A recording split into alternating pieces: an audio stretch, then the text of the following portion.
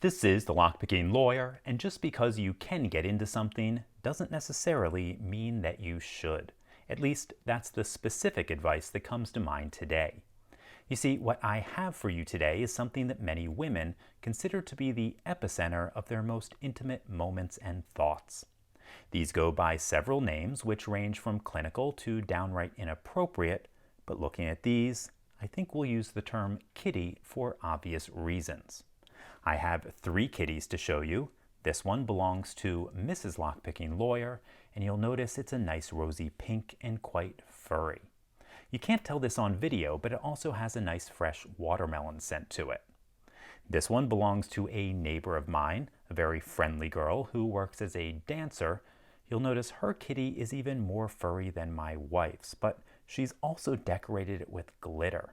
That's quite unusual. In my experience, you'll either find kitties that are furry or kitties decorated with glitter. Finding both together is rare, though I've heard it was a bit more popular back in the 70s. Even so, I understand this kitty is quite well used, so apparently it does have some appeal. This last kitty belongs to my ex-girlfriend, and unlike the first 2, this one is perfectly smooth on the outside. I understand that's becoming more popular these days. Also, unlike the first 2, this one is not pink on the outside. However, if we look carefully into these folds, we can clearly see it's pink on the inside. That pink coloration on the inside is fairly universal. If we look into my wife's kitty, we can certainly see some pink in there. And moving over to my neighbor's kitty, well, that one's more of a purple color. I've never seen that, but I've heard that can happen with excessive use.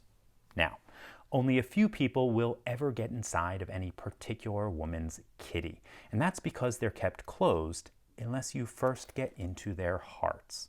Now, I of course have the key to my wife's heart, so getting into her kitty is fairly routine.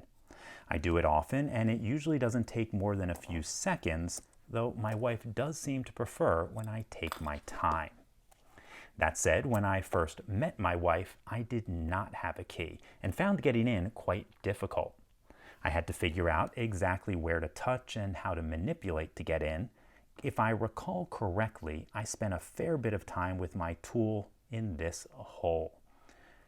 Strangely, it did nothing at all, but when I squeezed my tool into this tiny little crevice, it seemed to pop right open. So that's what I've been doing ever since. Similarly, my ex-girlfriend's kitty is also kept tightly shut unless you first find your way into her heart. I'm not sure if I remember exactly how to do it, but let's give it a try. I put my tool into this tight little hole in the bottom.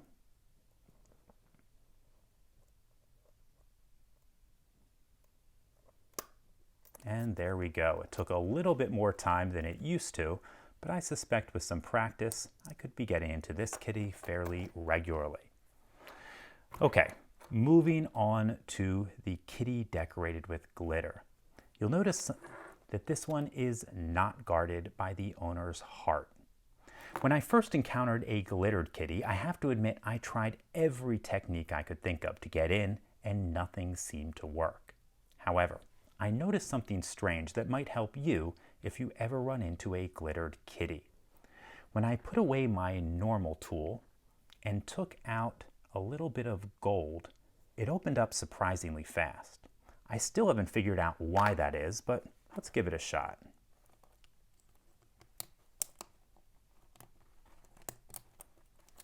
Okay, as you can see, we got into that very quickly using some gold. One additional note, you'll notice that when I get into a kitty covered in glitter, always make sure that your tool is covered in rubber. Now, having shown you a few kitties belonging to women, the question arises, do men have something similar? Well, in fact they do, but they don't quite fit in on this channel because unlike women's kitties, the male equivalent is extraordinarily easy to access. I actually borrowed a few from friends of mine to show you. You'll notice there's nothing stopping you from accessing any of them. I'm not sure why they're so different. One curious observation I had, though, is they're all about the same size, roughly 6 inches. I find that strange because comparing it to mine's about 8 inches. I always thought that was normal. I guess not.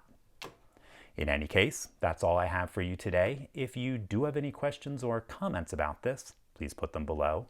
If you like this video and would like to see more like it, please subscribe, and have a great April 1st.